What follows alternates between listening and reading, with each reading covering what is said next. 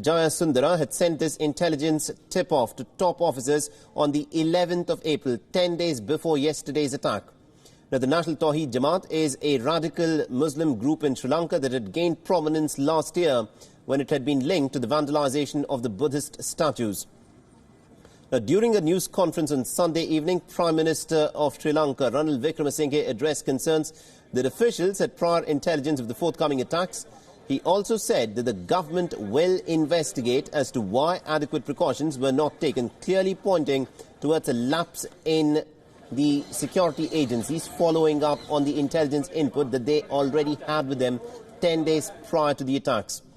And also he claimed that neither he nor his ministers had been informed about the prior intelligence attacks. And this is a charge that Prime Minister Ranil Wickremesinghe is making against the President, Maithripala Sirisena, who, remember, at the time of the attacks was in fact holidaying abroad, but is now back in the country.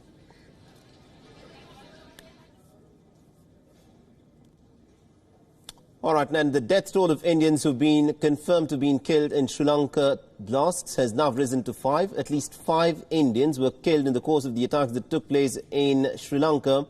And India's Foreign Minister, Sushma Swaraj, has in fact confirmed this morning deaths of 2 more Indian citizens who were killed in the attacks. Now, the Foreign Minister in fact put out a tweet identifying the dead as two individuals, KG Hanumantarayappa and also M. Rangappa. And these 2 individuals, it has now been clarified by a political party in India from the state of Karnataka, the JDS, the Janata Dal Secular, were in fact party workers who were residing at the Shangri-La Hotel. A total of 7 of these JDS workers reportedly were in fact staying at that hotel, and 5 of them, the party claims, are still missing. And also in a series of tweets, India's Foreign Minister Sushma Swaraj has confirmed that the Indian High Commission in Colombo had been informed about the death of the 3 Indian nationals yesterday itself. The dead have in fact been identified as Lakshmi, Narayan Chandrasekhar and Ramesh. Now, 2 JDS workers are part of the 5 people who died in the terror attacks. The 2 men, KG Hanumantarayappa and M. Rangappa, were on the 5th floor of the Shangri-La Hotel when the hotel was attacked. And Karnataka's Chief Minister H.D. Kumaraswamy has also confirmed that a team of 7 JDS members had in fact been staying there, and out of them 2 are now dead. Kumaraswamy has said, and I quote him here, "I'm shocked to hear that a 7-member team of the JDS workers from Karnataka who are touring Colombo has gone missing after the bomb blast in Colombo. 2 of them are feared to have been killed in the terror strike. I'm in constant touch with the Indian High Commission on the reports of those who are missing."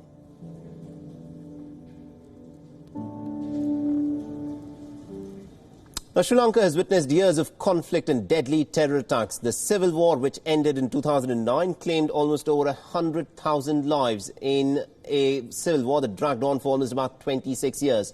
But what led to the civil war in the first place? We look back at some of the most ghastly attacks that struck Sri Lanka.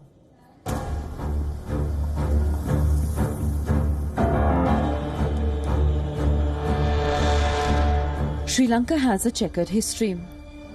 The civil war in the island nation ended a decade ago when the separatist group LTTE was defeated. A fragile peace has largely prevailed since then, but the latest blasts, the deadliest since the civil war ended, have aroused fears of violence reviving in the island nation once again. The violence-marred civil war lasted 26 years.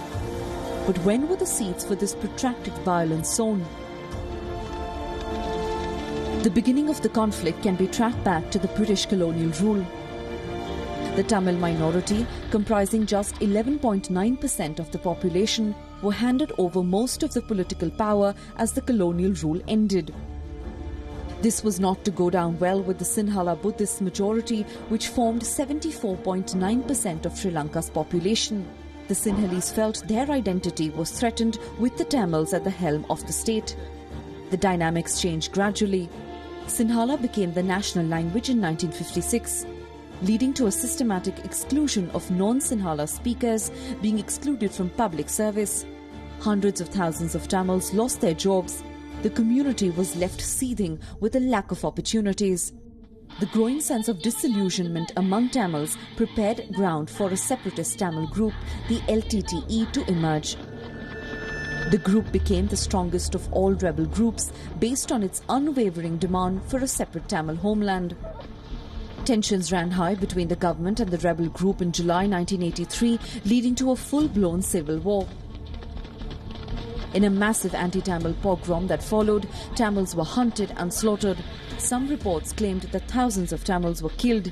Thus began the spate of attacks by the LTTE. The group carried out a slew of brutal suicide attacks in the 90s. In 2005, the Sri Lankan government stepped up its campaign against the LTTE. Final victory over the group was announced in 2009, but not before 100,000 lives were lost over 3 decades. The LTTE unleashed a string of attacks that go down as dark moments in Sri Lanka's turbulent history. In May 1985, Liberation Tigers of Tamil Ilam gunned down at least 146 nuns, monks and civilians in Anuradhapura. Meanwhile, we are interrupting that report for some breaking news that's just come in, where there's been a fire at a market in Mumbai. And these are the visuals of this fire that has been reported just a while back. It's not very clear as to what has led to the fire and if there are any casualties or any injuries that have been reported at this point of time. But these are visuals that are coming in from Mumbai, where the firefighters are trying to do their very best to try and put out the flames at this point of time.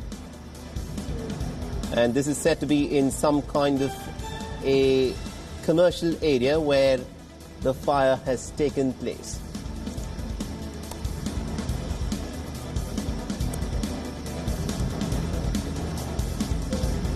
So this is the latest in terms of what is happening at this point of time in one of these markets in Mumbai. And this building has gone up in flames. Now, the reason for the fire is still not clear. And the firefighting agencies are presently at the spot and are trying to do their very best in their bid to, in fact, put out the flames.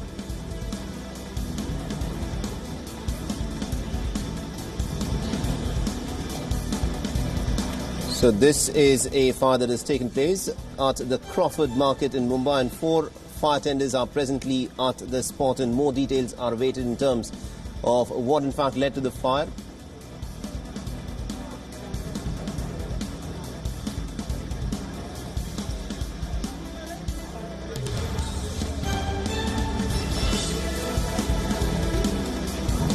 So this is some breaking inputs that have just come in, where a fair bit of a massive fire has been reported in Mumbai's Crawford Market. 4 fire tenders are presently at the spot and are trying to put out the flames.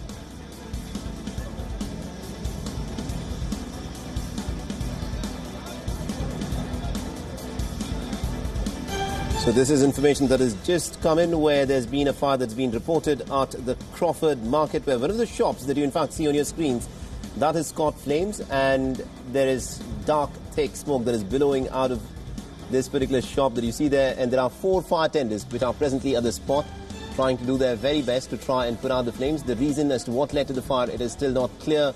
Was there some kind of an electric short circuit? Was there some other reason that in fact resulted in the fire is still not known. And also there is no information in terms of whether there were people inside of this shop at the time that this fire suddenly broke out.